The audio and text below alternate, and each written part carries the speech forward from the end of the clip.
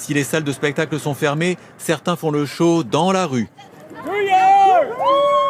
New York ou encore Philadelphie sont devenus des stations de sport d'hiver très prisées, même si le style n'est pas très académique.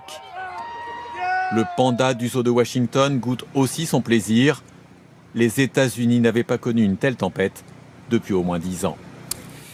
Comme Christine, beaucoup ont dit oui à un moment de folie, quitte à en perdre son pantalon. Ces deux-là rejouent une scène du dernier Star Wars. Un peu plus loin, une nouvelle discipline fait son apparition, le 50 mètres neige libre. Pour se déplacer en plein New York, mieux valait sortir les skis ou la luge, très appréciée de cette chienne. Elle aime tellement la luge. Elle essaye toujours de pousser les enfants pour prendre leur place et dévaler une colline. C'est un peu embarrassant. On comprend l'animal. Hier soir, petits et grands se sont offerts de belles descentes sur les marches des monuments. Certains risquent quand même d'avoir quelques bleus aux fesses. Bon, et si les Français arrêtaient le foie gras à condition que les Américains arrêtent de se gaver de hamburgers? Vous savez, les Américains ont aussi du chemin à faire. Moi, je parcours la planète et je crois que chaque pays a quelque chose dont il peut avoir honte en termes de cruauté animale. Est-ce que vous condamnez les agissements de l'État islamique? Si je me permets, je vous pose une question. Elle est simple la question. Je comprends bien. Je vais vous répondre. De oui ou de non.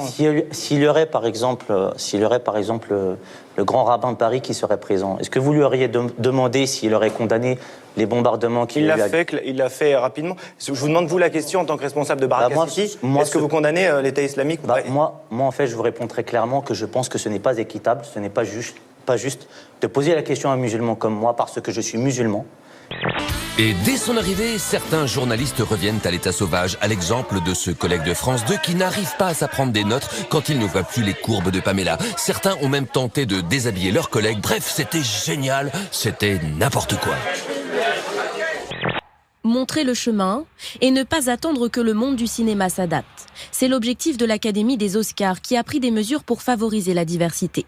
D'abord, le doublement d'ici 2020 de ses membres féminins ou provenant de minorités ethniques. Ou encore, l'intégration de 3 nouveaux membres dans le Conseil des gouverneurs qui attribuent des titres honorifiques. Ces nouvelles mesures touchant la gouvernance et le vote auront un impact immédiat et engagent un processus de changement significatif dans la composition de l'Académie. L'organisation humanitaire Baraka City, qui est une organisation humanitaire et de défense des droits de l'homme, condamne toutes les exactions qui soient commises par des groupes armés, par des gouvernements, par des juntes, etc. On l'a fait en Égypte, on l'a fait en plaidant pour cet humanitaire Alan Helling. Donc vous condamnez alors l'État islamique? S'ils tuent des gens, s'ils brûlent des gens dans des cages, etc., je ne vais pas vous dire oui. S'ils tirent sur des femmes enceintes, je ne vais pas vous dire non, je ne condamne pas. Donc je pense que oui. Mais je suis gêné de la question. Je suis gêné de la question parce que je pense, je le répète, c'est pas équitable. On n'a pas demandé au président du... On est un peu gêné de la réponse, pour tout vous dire. Les laboratoires Bernier sont entrés dans un cercle vertueux. Plus de pression sur les salariés égale plus de productivité, égale plus de stress, égale plus de ventes. Des patrons du monde entier viennent étudier ce modèle économique. Et quand les employés sont en arrêt maladie, c'est la Sécu qui paye. Nos actionnaires sont ravis. Devant le nombre de suicides, les laboratoires Bernier ont investi dans le secteur des pompes funèbres afin d'accompagner leurs collaborateurs jusqu'au bout. C'est une grande famille. Vous parlez assez précisément justement de cette énergie, quelquefois, vous reconnaissez vous-même qu'elle peut paraître brutale. Vous dites dans le livre quelquefois que vous avez secoué un peu trop, par exemple, des chercheurs, et le lendemain on sait que c'était les magistrats, et puis après, est-ce que vous regrettez justement d'avoir été quelquefois un peu brutal? Vous aviez même dit en 2001 dans votre livre Libre, je confonds quelquefois la franchise et la brutalité. Oui. Une réponse, c'est oui. Mais en parlant un peu trop franchement, parce que je déteste l'hypocrisie, je n'aime pas le mensonge.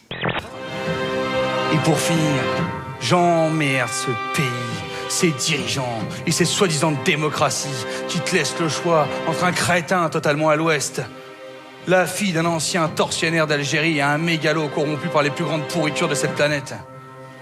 J'emmerde d'avance les pro-démocrates qui me diront que voter est un devoir. Tu la veux, ma voix?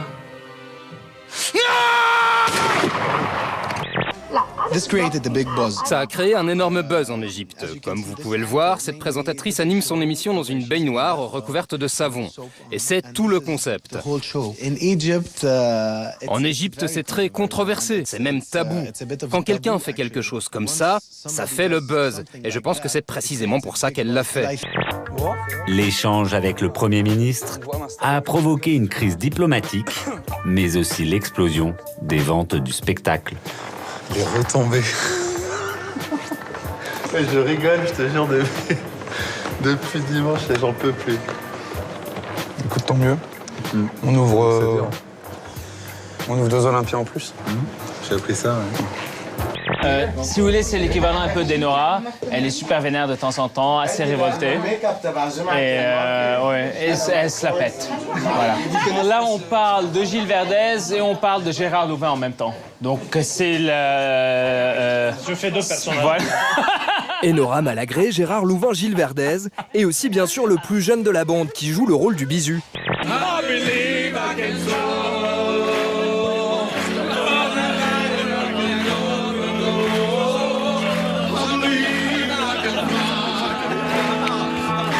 Camille, qu'est-ce qui vous rend heureux, vous, en 5 secondes? En 5 secondes, j'ai vraiment le droit de le dire? Ah bah, j'ai tout le droit de le dire.